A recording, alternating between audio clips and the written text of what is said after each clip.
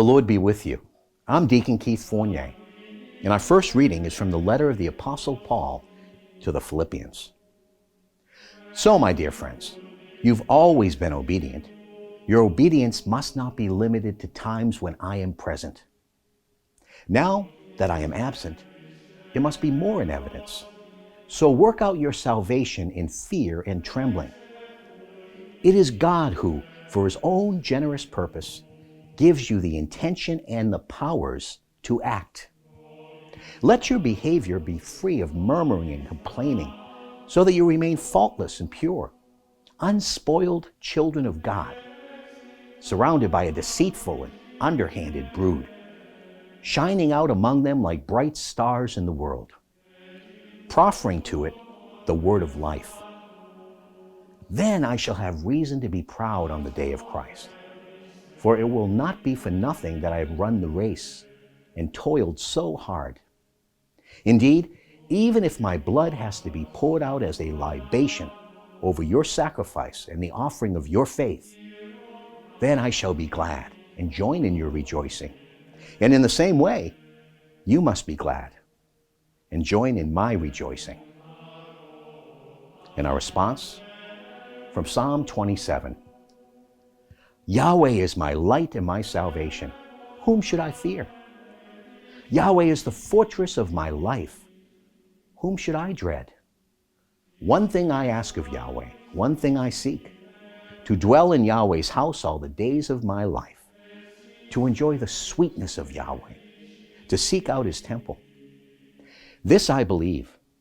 I shall see the goodness of Yahweh in the land of the living. Put your hope in Yahweh. Be strong. Let your heart be bold. Put your hope in Yahweh. A reading from the Holy Gospel according to St. Luke. Great crowds accompanied Jesus on his way, and he turned and spoke to them.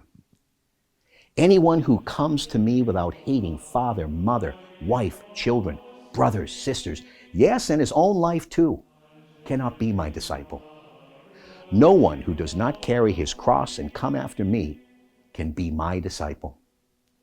And indeed, which of you here, intending to build a tower, would not first sit down and work out the cost to see if he had enough to complete it? Otherwise, if he laid the foundation and then found himself unable to finish the work, anyone who saw it would start making fun of him and saying, "Here is someone who started to build and was unable to finish." Or again, what king marching to war against another king would not first sit down and consider whether with 10,000 men he could stand up to the other, who was advancing against him with 20,000? If not, then while the other king was still a long way off, he would send envoys to sue for peace. So in the same way, none of you can be my disciple without giving up all that he owns. The Gospel of the Lord.